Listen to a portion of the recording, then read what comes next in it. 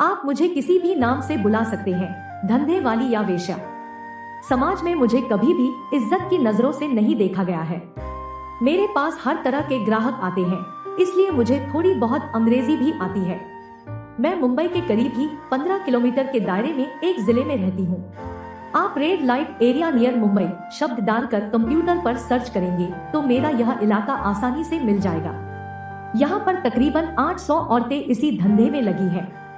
यूँ तो हम समाज से अलग थलग रहती हैं, पर हमें सबकी खबर रहती है। सर्जिकल स्ट्राइक से लेकर ईवीएम घोटाले तक, कश्मीर में पत्थरबाजी से लेकर नक्सली इलाकों में औरतों से किए गए बलात्कार तक। आपके साफ सुथरे किरदार वाले समाज में हमारी जिंदगी के बारे में जानने की बड़ी इच्छा होती है, जैसे हमारा अतीत क्या था, हम कैसे इस दलदल में आए, हमारी बातचीत का लहजा क्या है, हमारा पहनावा, हमारी अछूत सी जिंदगी, हमारे ग्राहक और हमारे HIV मरीज होने का डर। आप सब कुछ जानना चाहते हैं। कुछ लोगों को लगता है कि यह धंधा आसानी से पैसा कमाने का सबसे अच्छा तरीका है। लोगों को लगता है कि हम इस पेशे में मर्जी से आई है।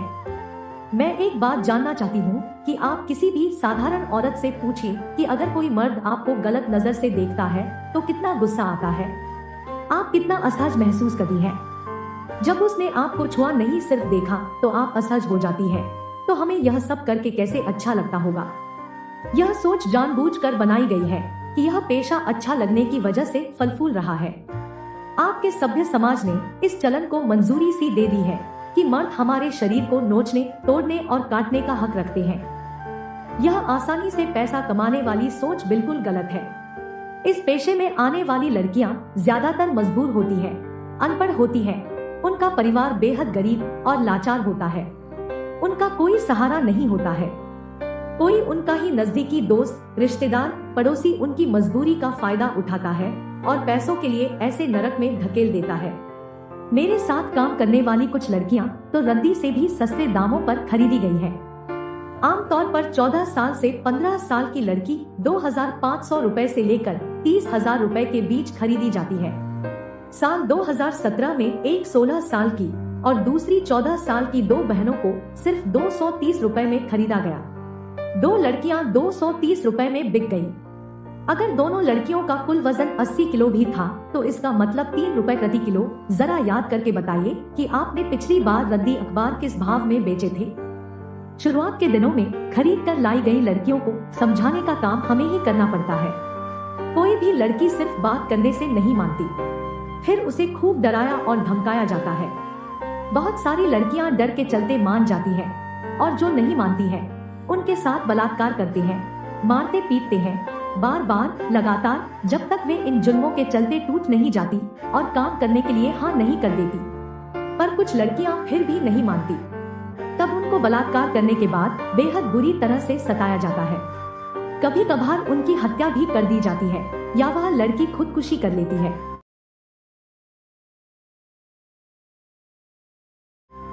ऐसी लड़कियों की लाश नदी किनारे या जंगल में पड़ी मिल जाती है, जिसे लावारिस बता दिया जाता है। मैं 18 साल से इस पेशे में हूँ।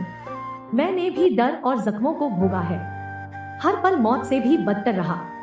दूसरी लड़कियों को इस दलदल में धकेले जाते हुए मैंने देखा है और कोई कुछ नहीं कर पाता।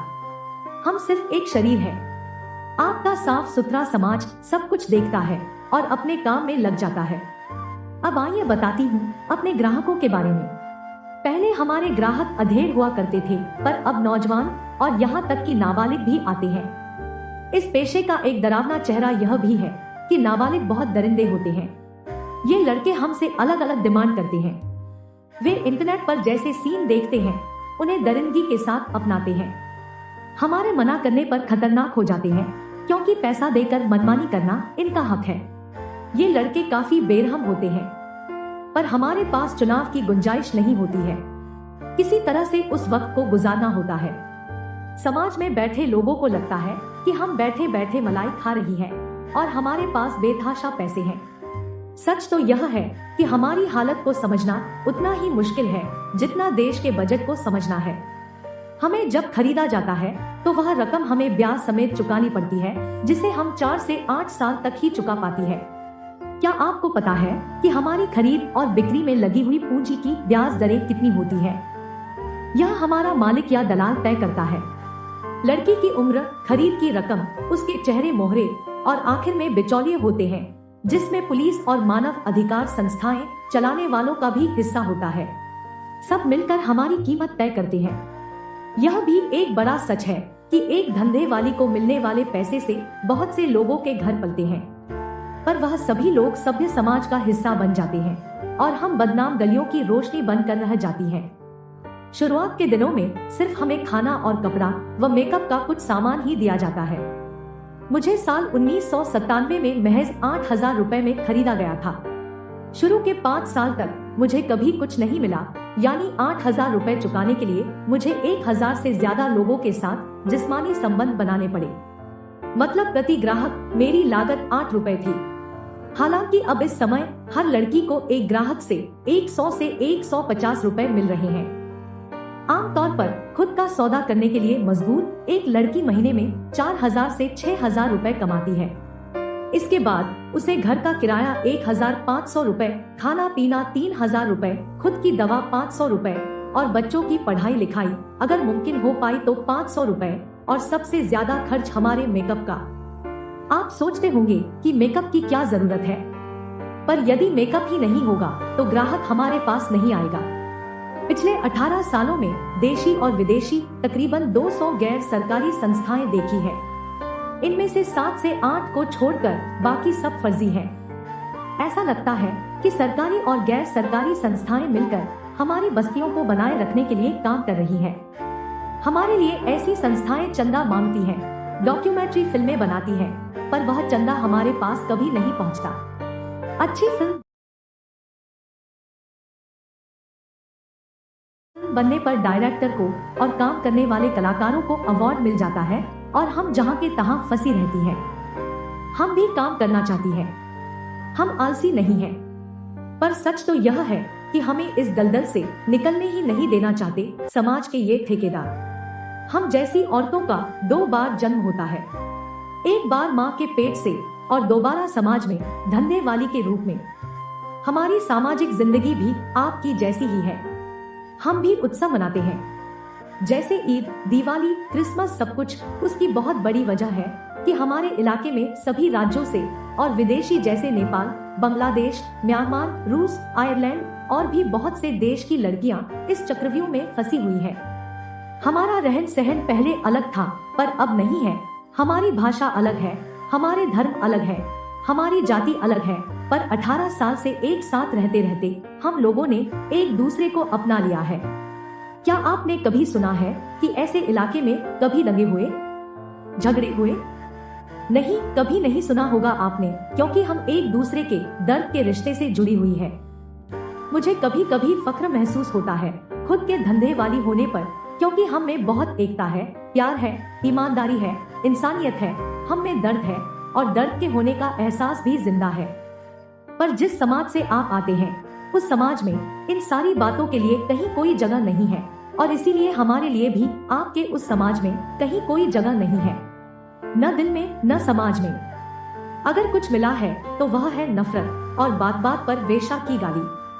आपके लिए यह गाली होगी, पर यह हमारी जिंदगी है, एक ऐसी जिंदगी जिसको हमने खुद नहीं चुना। हमें जबरन इसमें धकेला गया और निकलने नहीं दिया जा रहा है। एक बार दिल पर हाथ रख कर बताइए कि क्या आसान है एक धंधे वाली की जिंदगी। अगर आप सोचेंगे तो आप जरूर समझेंगे कि क्या क्या तकलीफें हम झेलती हैं। जिंदगी हमारी जिल्लत से भरी है। हमारा आपकी तरह कोई घर नहीं होता, आपकी तरह परिवार नहीं होता, आपकी तरह समाज नहीं होता। हम अपना परिवार खुद बनाती हैं। हमारे परिवार के सदस्य अलग अलग जाति, अलग धर्म और अलग मजहब के होते हैं। जैसी जिंदगी आपकी है, हम भी ऐसी ही जिंदगी चाहते हैं। हम भी चाहते हैं अपने माँ बाप के साथ रहना, भाई बहन के साथ खेलना, बच्चों के साथ खुशियाँ मनाना। हम भी चाहते हैं कि हमारा भी एक जीवन साथी हो जो हमें जान से ज्यादा प्यार करे, हमारे हर छोटी बड़ी खुशियों का ख्याल रखे। लेकिन ये सब हमारे नसीब में नहीं होता, इसलिए आप खुशनसीब हैं। लेकिन ये कहना भी गलत नहीं है कि आप लोगों के बीच में से ही लोग हमारे पास आते हैं, जिनके वजह से अभी तक ये सब चल रहा है।